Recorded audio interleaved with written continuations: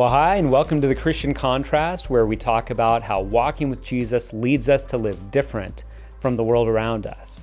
And I'm Dan Franklin with the solo podcast for this time, and I want to talk about some things related to abortion and related to the recent overturning of Roe v. Wade. And just as I'm recording this right now, we're just still less than a week from when that decision was made, and so it's fresh. It's the talk on social media, it's the talk in politics, and it's the talk around churches. And what I want to do in this is I want to give sort of a response or an answering to what I'm calling either some objections or some pushback to the pro-life stance. And some of these, in broad strokes, some of these objections that I'm going to be talking about are certainly objections that are lobbed by people who are pro-choice. But oddly enough, one of the things to me that's been a bit troubling is that there's been people who, at least in their stance, would say that they're pro-life, but have been saying some of these same things, have been making some of these same objections, either to the overturning of Roe v. Wade or to Christians celebrating the overturning of Roe v. Wade, which, just cards on the table, I do celebrate that. As I'll talk about later, I don't think it's game, set, match. I don't think any pro-life person believes that, but I do celebrate it as a positive thing. And so I'm going to talk about sort of 5 objections to the pro-life stance, and then just talk about how I think that we relate to those. So the first one is this, and this is the biggest one and the one I'll spend the most time on, is to say Christians or pro-life people are really pro-birth instead of being pro-life. And sort of the way this objection goes is, hey, all these pro-life people, they care about the baby until it's born, and then they don't care about the baby at all after the baby's born. So I want to say 2 things about this. The first is that I want to say this is utterly unfounded and untrue. But the second thing that I want to say is, even if it was true, which it's not, but even if it was true, it would still be a better position than the pro-choice position. Now, here, in fact, with all 5 of these objections, what I'm going to ask you to do, if you're going to listen through all 5 of them, is I'm going to have a constant mantra to remember that there is a baby in this picture too. Now, if you're someone that thinks there's not a baby in the picture, that's a different discussion for a different time. But a lot of this pushback is not people saying it's not a baby. It's people saying, well, maybe it is a baby, but there's this other factor. So I want to just give a reminder that the baby is part of this picture. So think about this for a second. Think about this from the baby's perspective. If you had 2 sides, and one side was saying, here's the deal. You are not allowed to kill your unborn baby. But once the baby's born, I am not going to lift a finger to help that baby. And then you had another side saying, hey, I might end up lifting a finger to help your baby once that baby's born, but I don't care one way or another. You're totally allowed to kill that baby. Just think for a second. If you're a baby, which position would you think is more on your side? Now, this isn't an either or, but I want to just illustrate that to say, even if this objection was true, even if pro-life people were only pro-birth, that would still be a morally better position than saying it's okay to kill unborn babies. But the fact is, this is absolutely not true, and this is absolutely unfounded. And for me, in some ways, I look at it and I say, all right, if you're an avid pro-choice person, I understand why you'd say this, because frankly, you got to find some way to assuage your conscience. I think not all, but most pro-choice people, they know what's going on. They know that there are babies being killed. And so you got to find some way to try to hold the moral superiority. So if you're pro-choice and you're like, hey, well, they only care about the baby before birth. They don't care about the baby that's after birth. That can make you hold on to some level of moral superiority or just morally assuaging your conscience. But what kills me is when there's Christians and pro-life people saying this and almost adopting this as if it's a given. I just want you to pause and think. This is a talking point of people who are okay with the slaughter of unborn babies. Why in the world would we just accept that as, well, it must be true? What in the world would they have as a possible motive for saying something that's untrue? The fact is, this is not true from every objective measure. People who are pro-life do care about the babies after they're born. Every pregnancy resource center in the country not only helps women when they're having crisis pregnancies and advocates for the lives of unborn babies, but also walks with women and babies long after and has resources, has parenting classes, has ways that they're helping the mothers towards Healthcare has ways that they're giving baby clothes and diapers and all of those things away. And beyond that, churches that are pro-life. This is such a weird thing to say. I don't know of a church, and I'm critical of some churches, but I don't know of a church that is not doing things for the poor in their community. We certainly are, as Life Bible Fellowship Church. We have ways that we're not only involved with a Sure Pregnancy Clinic, but that we're involved with Pacific Lifeline and Inland Valley Hope Partners and Adonai, and that we're involved with the Upland Community Resource Center that is helping only people who are in unfortunate financial situations. This charge is simply untrue. Even when you get into adoption, Christians and pro-life people, and in particular Christians, are 2.5 times more likely to practice adoption than people who are not in the Christian community. So we need to get away from it. We need to stop this false talking point that pro-life people are only pro-birth. And the one other thing I just want to say about this is it's possible that those people who are kind of in the pro-life camp but still use this talking point, it may be possible that it's your own conscience being pricked and you need to not project that on everyone else. It may be, frankly, that you're somebody that said that you're pro-life, but you haven't actually done anything to help people, and you're assuming that that's just what's happening. And what I want to say is that is not what's happening. You need to deal with that before the Lord. You need to figure that out, and you need to figure out how you're supposed to respond to that. The one thing, and I will say this, the one way that people tend to justify this as a talking point is to say that often people who are pro-life are not in favor of massive government programs. And there's some truth to that. There is some carryover in this. What I'd say, though, is this only holds true. This critique only holds true if your assumption is the only way to help poor people or pregnant mothers or poor children is through massive government programs. It's only if you believe that is the only legitimate way to help people that you could say the pro-life people don't care about babies once they're born. This critique is old. It's false. It needs to go in the trash can. It certainly doesn't need to be recycled by Christians or pro-life people who are dealing with their own conscience issues. So there needs to be an end to this. I'm done with it. I'm moving on. Second objection, laws don't change hearts. Now, this is true. And so some people are saying, like, right, why are all the Christians celebrating? Laws don't change people's hearts. And that's true. And I want to say no pro-life person thinks that laws change people's hearts, and no pro-life person thinks that this is game, set, match with Roe v. Wade being overturned. In fact, no pro-life person would think that it was game, set, match if abortion was outlawed in our culture. At the same time, it's weird to say that we shouldn't celebrate a law or a law change that is moving us towards justice.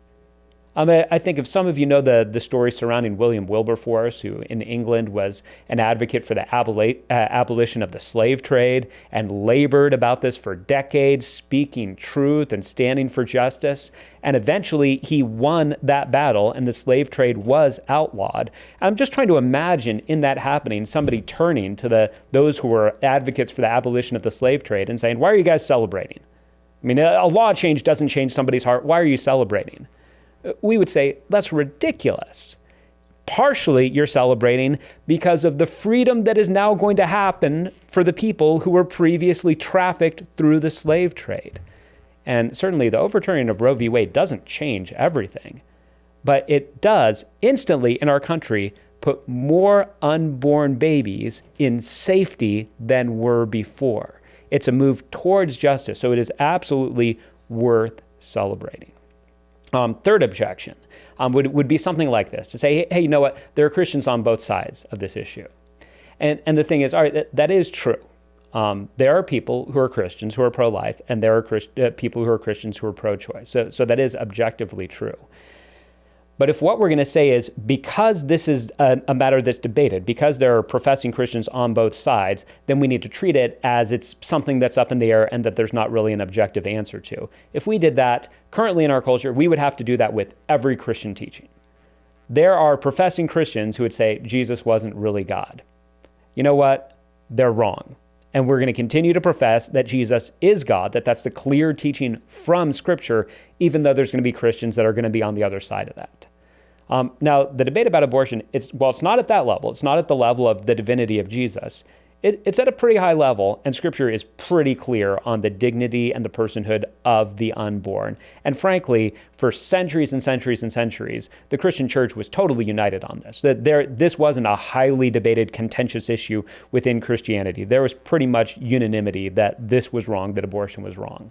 So the idea that there are Christians on the other side of this means that we shouldn't talk about it or we shouldn't take a strong stand. That's just not correct. We wouldn't be taking a strong stand on anyone if we were doing that. So we can recognize, and we can even be sensitive and be polite about the fact that, all right, I know, I said this in our church services right after Roe v. Wade was overturned. I said, I know that there's people here that they're not with us on that some of you don't agree with our stance on this. So you can acknowledge and you can be sensitive in that way. But that doesn't mean that just because there's Christians who disagree that you should stop saying what Scripture teaches and what's true on this. So that's objection number 3. Objection number 4 is that people are saying, why are we celebrating? It's going to be poor women who are most hurt by this, most hurt by the overturning of Roe v. Wade. And what I want to say, no, that's not true. What is true is that it's going to be poor women who are disproportionately impacted by this. That is absolutely 100% true. But I want us to be very careful, especially as believers in Jesus. And if you're a pro-life person saying it's going to be poor women who are hurt by this, just think of what you're saying right now. What you're saying is poor women are now going to be hurt by the fact that they can't kill their babies. I want you just to pause and I want you to take that in. Now imagine, and I'm not advocating for this, but imagine that in the state of California, we outlawed adultery. And we said adultery is no longer allowed. You can go to jail if you commit adultery. We could end up saying something similar to this. We could end up saying, you know what, frankly, it's poor people who are really going to be hurt by this. Because rich people can bribe police officers and get good lawyers and they can get out of this and they'll never go to prison. But poor people, they're going to end up not being able to have affairs because of this law. And you'd be right that they're going to be disproportionately impacted by it. But would we really say they are being hurt by it being harder for them to do something that's evil and sinful? Think about what we're saying with this. Absolutely, poor women are going to be disproportionately impacted by the overturning of Roe v. Wade. But you know who else is going to be disproportionately impacted by this? Poor babies who are not going to be killed in the same numbers because of this. We can absolutely recognize this. And for us as believers, again, I believe there are a lot of us who are doing things. We all should be doing things to look to care for the unborn babies, to look to care for the mothers from womb to tomb, 100%. But I think what we need to not get into the habit of saying is their lives would be better if they would have been able to abort their babies. First of all, the life of the baby certainly isn't better. And we don't believe that the life of the mother is better. She is going to, however she responds to it, and often the father also, because the father is often also pressuring in this situation, they're going to have to deal with the blood on their hands. They're going to have to deal with the guilt and the shame. They're going to have to deal with answering to God on something like this. Their lives are not better if the wheels are greased for them to be able to do something that's going to be evil and is going to be deeply regretted, either in this life or in the life to come. And so that's number 4, objection number 4. And here's the last one, objection number 5. And I had a little trouble figuring out how to put this, but it's something like this. It's impolite to celebrate because other people are not celebrating. And there's a level of being sensitive on this, of recognizing, all right, the scriptural reality, you rejoice with those who are rejoicing, you grieve with those who are grieving. And so I think somewhere in here that there's at least a seed or a glimmer of a Christian idea to say it feels weird that some of us would be celebrating this decision when we know that other people within our community and other people within our nation are grieving this.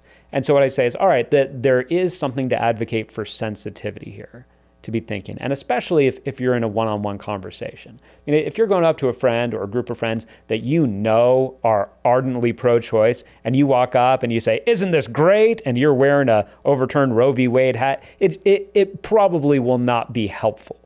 You got to know your context. So what I'm not saying is be utterly insensitive to everyone else. We always want to be sensitive to where other people are coming from. But I still want to come back to saying, like, all right, is it impolite? Here's what we're dealing with in our culture if all of us say we're just not going to say anything about it because there's people who feel hurt when we say things about this.